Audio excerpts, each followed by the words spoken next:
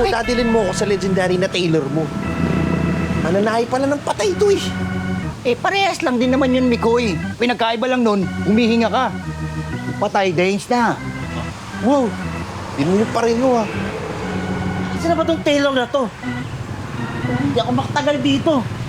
Scary. Nga eh. Ano ba kasi pangalan ng tailor mo? Sweet, sweet ang pangalan nun. Sweet? Sweet? May patay! May patay! May patay! Ay! Ano ba na? Hindi ko gagalaw nga eh! Ingay nyo! Natutulog ako eh! Huh? Ikaw? Eh, ikaw yung tano, di ba? Rakit ko to pag umaga. Ganun ba? Eh, asa na ba si Sweet? Sensya na ha. Galing pa si tulog dito eh. Sweet. Sweet. Ha? Diyan? Sweet.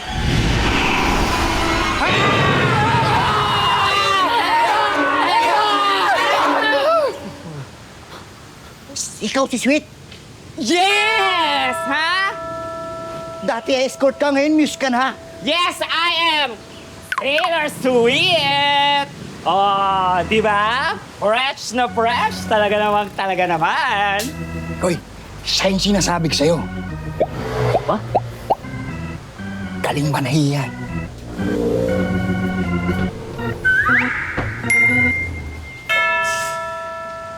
Bago ka pa makarating sa venue, meron ka ng accent flowers. Ang gaganda, nakaka-fresh. Ayan. Ay, parang maganda to sa bouquet mo. Kiara, sunflower. I think I like the color too.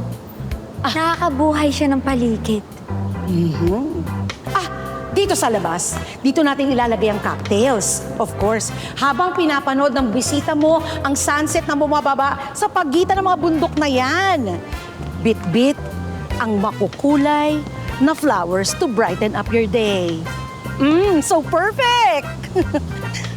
No. Na naman? No na naman? Aba, kailan ka ba mag-yes? Parang lahat naman ng suggestions ko, no ang sagot mo. Alam mo, at this point ha, ako na lang ang mag-maid of honor. Ikaw na lang ang mag-wedding planner. Uupo na lang ako dun sa loob at makikikain ako sa reception. Ang akin lang naman, dapat symbolic ang bouquet ng bride. After all, ito lang ang dala-dala niya habang naglalakad sa ay, bago niya harapin ang bagong chapter ng buhay niya. Hindi lang naman yan basta bulaklak para magkakulay ang wedding march. So dapat, may connection ng bulaklak sa story ng bride. Ako, huwag mo kong symbolism, meaning na ganyan ha. May alam din ako.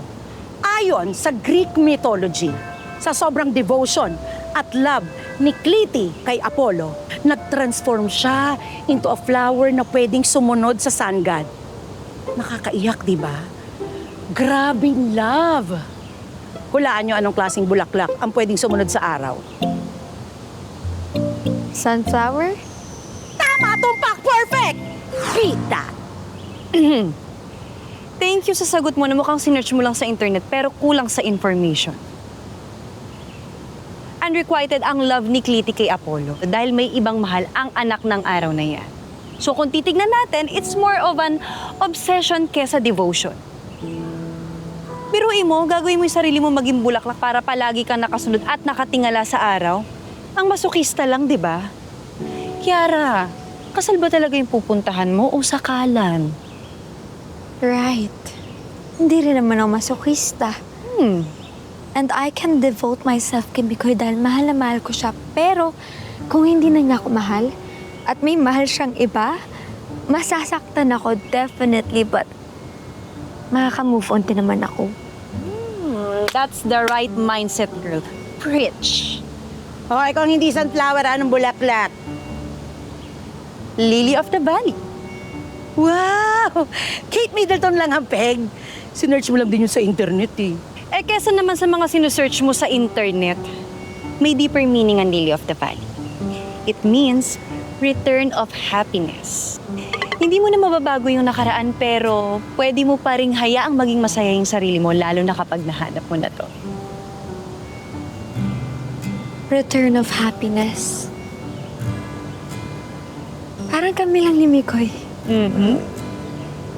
Akala ko kasi forever na ako magiging trapped sa madilim ko na buhay. Dumating siya, nagkakulay na yung mundo ko. I think nahanap ko na yung tamang bouquet for my wedding. Perfect ka talaga, maid of honor, Alex. It's my honor to be your maid of honor.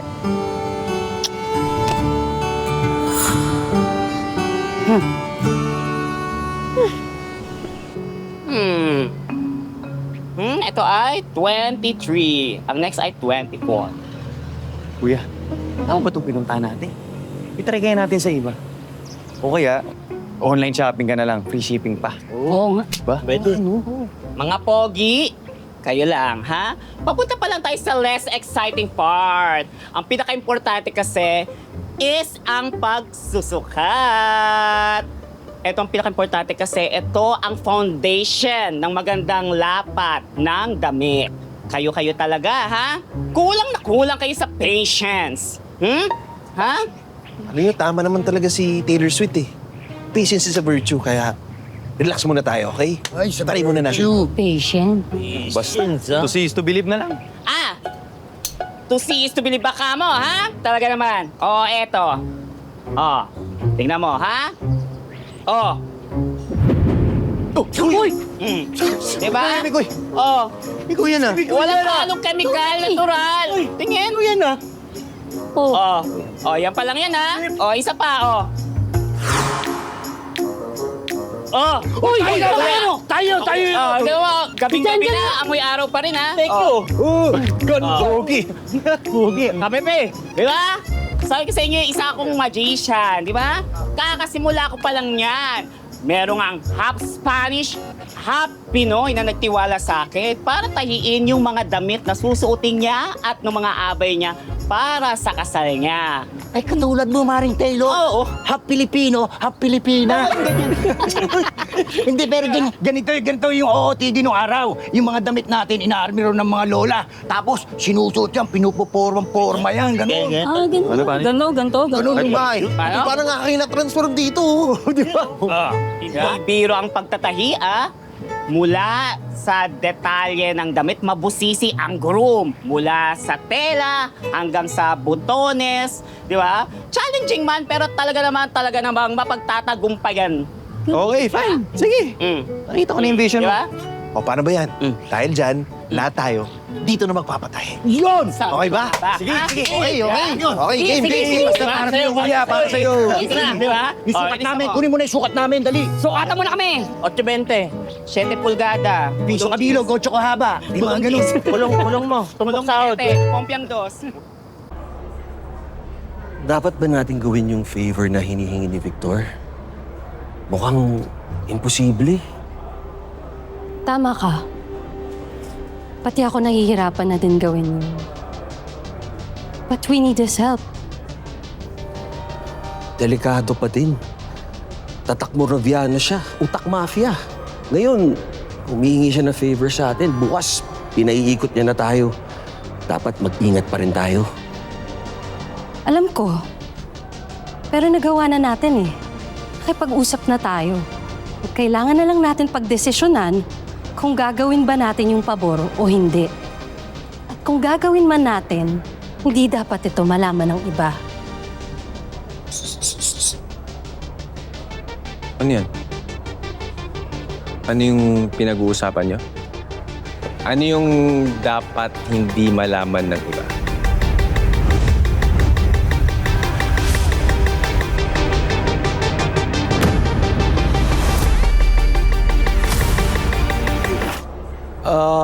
Sikreto.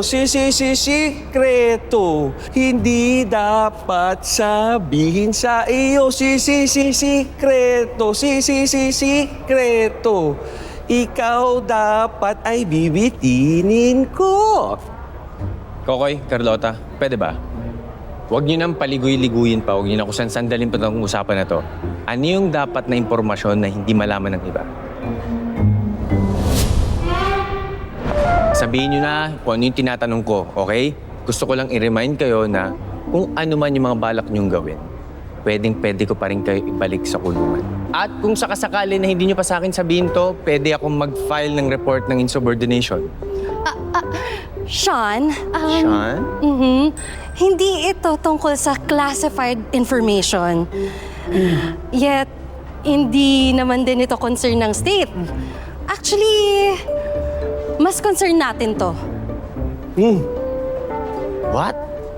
Concern natin? Hoy, babae. Magkaliwanagan nga tayo ng posisyon dito.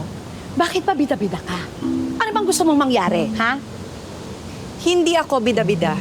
Sadyang may mga information lang ako na makakatulong sa decision-making ni Kiara. Kaya nga may wedding planner to plan for the wedding. At kaya nga may maid of honor to help the bride plan the wedding. Hindi naman ako magagown lang at basta sasama sa picture-taking ng bride. Alam mo, ang OA mo, masyado mong dinidibdib yung duty mo. Efficiency ang tawag doon. Hindi naman kasi po pwede na kung ano lang ihain mo kay Kiara, yun ang susundin niya. Again, this is her wedding at hindi sa'yo. So dapat, may choices. Aba talaga namang ayaw mong tumigil, ha? Ano? Ha? Ano? Ano? Ano? Sige, ano? Ano? Hindi mo maabot, no? Hindi mo maabot! Ano? Kailan ko talaga?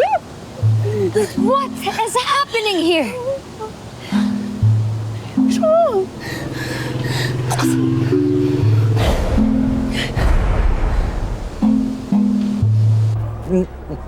Eto kasing si Kokoy. Simula nung malaman niya na nagde-date tayo, hindi na ako tinigilan. Kukoy, bakit naman ganun? Bakit naman sobrang kinukulit at kinokorner mo tong si Carlota? Aba, obvious naman na mas malaki muscles mo at mas mabilis ka sa akin mag-rap. Pero pagdating dito, walang talo-talo dito, tol. Yes, yo. Carlota, ikay nakakabighani. No, siya, no. Ikay nagkakamali. I ain't here to steal your girl, bro. I'm just here minding my own biz, bro. Alam mo naman tayong agent ng GAGO. Mga gwapo, tayo.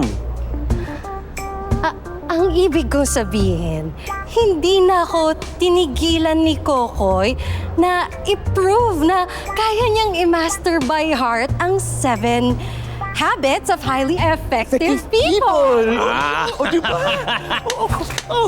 Sige. Pagdating dyan sa 7 habits of highly effective people, core ko yan. Okay? Yung mga pagdating sa ganyan, hindi ako atras sa ganyan laban. Eh yun nga ang sinasabi ko kay Kokoy. Na pagdating sa 7 habits of highly effective people, ikaw ang kilala kong nakapag-master talaga ng 7 habits of highly effective people. Na kahit tulog ka, alam mo yung essence nito. Grabe, ang dami ko na-impluensya na dito sa sa opisina natin. Siyempre, I live by what I master. Okay? Yan yata ang core ko. Kaya ganito ka-effective na person. Effectively charming. Effectively convincing. Alright! Okay.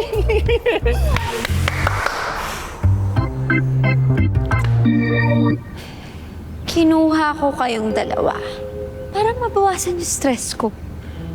Tapos uunahan niyo pang maging bride sila, yung totoong bride. At least, we served our purpose. Hindi ka naging bridezilla. Learn when to shut up. Eh, ikaw nga. Hindi ka marunong mag-shut up. Che! Hindi ako mananahimik sa mga bagay na alam kong makakatulong. Pero ikaw, hindi ka nananahimik sa mga bagay na alam mong dapat manahimik ka. So shut up. You, shut up.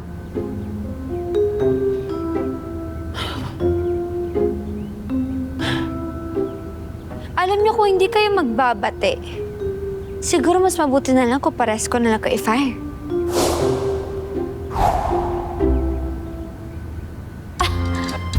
At hindi pa talaga kayo magbabate, ah. Okay, fine. Ako na yung magiging bigger person. Ay, wow! No. Ako na. Ako na yung magiging bigger person. Di, ikaw na. Sige. hindi na ako ma-offend sa mga suggestions mo. Pero, promise me na hindi na magiging nakaka-offend ang pagsasalita mo. Yung hindi nakaka-insulto. Sige, I apologize na din kung yun ang naging dating ng mga sinasabi ko. Gusto ko lang talaga makatulong.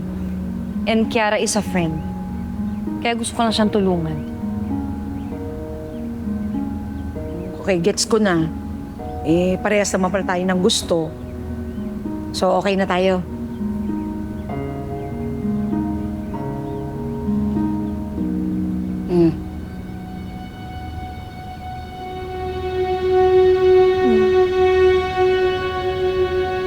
Nice! Okay na kayo parehas, ha? Yun ang masakit. Sakit pa rin yung tuhod ko. Ay, ito pala yun. Di parehas kasi. Tapos, lakas ng manggat. Sweetheart! Here you go! Wow naman! Yan! Uy, niluto ko talaga yan para sa'yo, sweetheart, ha? Sweet naman ang sweetheart ko. Grabe. Tara, kain na tayo. Sige, kain ka lang, sweetheart.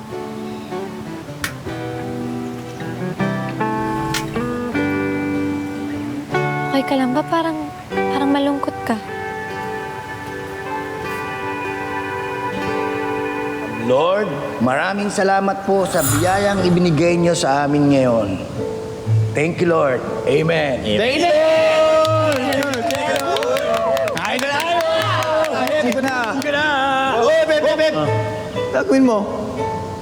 Ano ba? Di makapagsara sa biyaya ng Panginoon. Mikoy, di kaya yata kasali dito eh. Bakit naman? Parang Goy, love life ka na. Pero masyado abusado sa blessing. Tama. Oo nga. Pero naman kinalaman nun. Anong gusto mo sagot? Yung totoo? Yung kasinungalingan. Di malamang yung totoo. Siyempre. Ramboy, sabihin mo na sa kanya. Di mo. Ano ba yun? Kuya, ayoko maging bearer ng bad news ha, pero Sabihin sa ang kanya. napag-usapan namin ng mga boys, mga kulokoys, Yan. Sige. na para sa kasal mo, medyo 10 kilos ka na over the limit. Ha? Yeah. 10 kilos over the limit? May kasal, tulay. May maximum weight. Sabi naman kayo. Eh, para din naman sa'yo yun, kuya. Ikaw ang biga doon. Lahat ng mga pogi, ikaw ang general. Teka. Sarap! Sobrang sarap! Meron pang itlog na maala.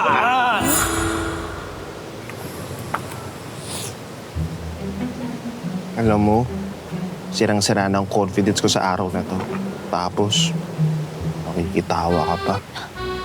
Hindi ako nakitawa, ha?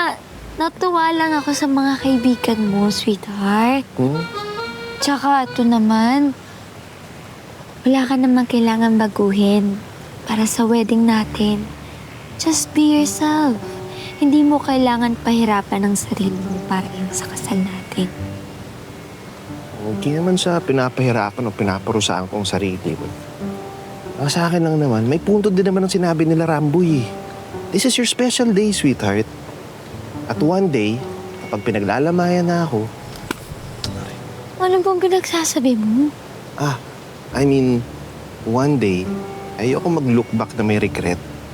Na, ano mo yun, hindi ako yung best version ng sarili ko. Habang hinaharap kita sa altar. Ayoko nang ganun. Sweetheart, you're already the best version of the person that I want to spend the rest of my life with.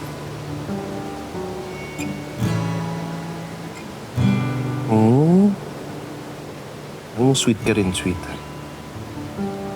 Pero wala na makakapigil. Dahil magda-diet na ako. Promise yan, sweetheart. Para sa'yo. Okay. Sure ka, di ka nakakain ng hapunan? Siyempre kakain. Cheers! Tara. Kain ka na. Di ka talaga kakain?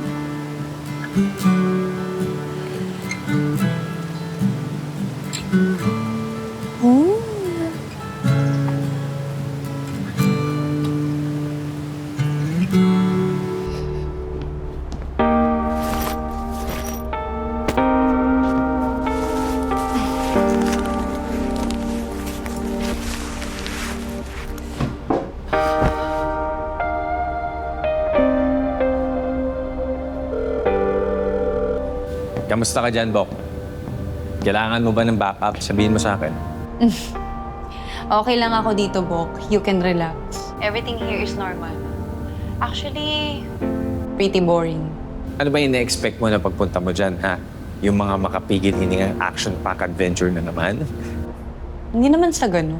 Makakapagod din yun. Pero kahit na paminsan-minsan, namimiss ko yung adrenaline rush. Actually, I welcome this refreshing chapter. Refreshing din ma-witness na posible pala yung normal na buhay na pangarap ni Miko and Kiara. Yep. At ang refreshing na malaman na na-witness mo yan lahat ngayon. Okay? Change of pace din yan sa'yo, Bok. At tandaan mo, deserve mo rin ang regulated na nervous system. Deserve nating lahat, Bok. Hindi naman po pwedeng palagi tayo naka-survival mo. Agree. Ito ang dapat mo i-focus, Bok. Yung main mission ng pagpunta mo dyan. Ang maging best maid of honor ever. Okay? Copy? Copy, Bok. Okay.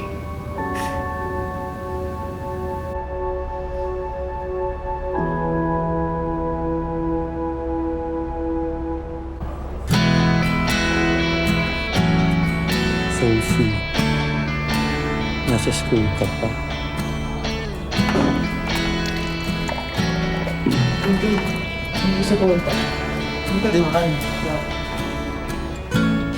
Gusto mo mag-midnight snack? Eh, baka kumain na yun. Magnuno lang yun. Ito. Uy, nandito pa ako sa school. Samahan mo.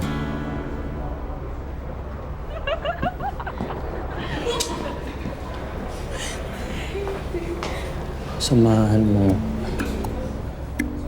Hindi, masyadong casual eh. Tunog palautos eh.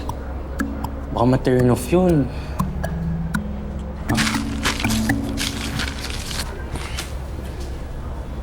Angelito! Oh. Ano yan? Nagpapatawa ka ba? Alam mo, hindi ka funny. Uy, ay! Angelito, teka!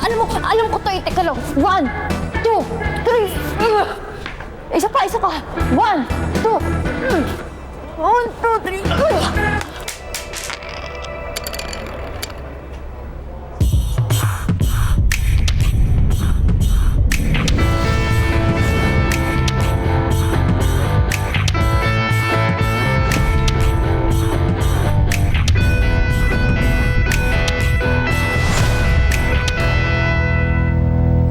Alam mo, Kuya Mario, hindi naman sa pag-ano, yung pagiging tanod ang pinaka-exciting na trabaho sa lahat.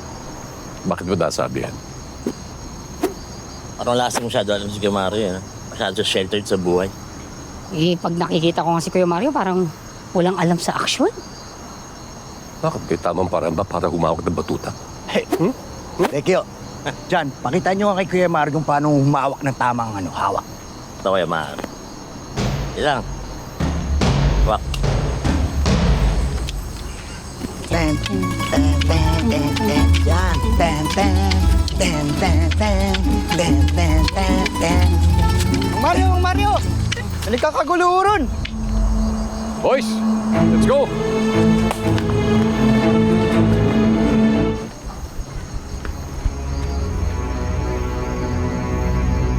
Ay, ganyan yan.